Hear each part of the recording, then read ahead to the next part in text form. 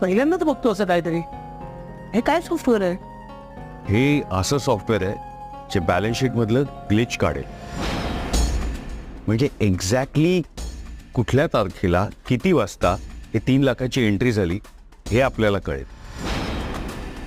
आणि एकदा का आपल्याला वार, वेळ आणि तारीख कळली की CCTV मधून ही एंट्री कोणी केली ते आपल्याला सहज शोधता येईल.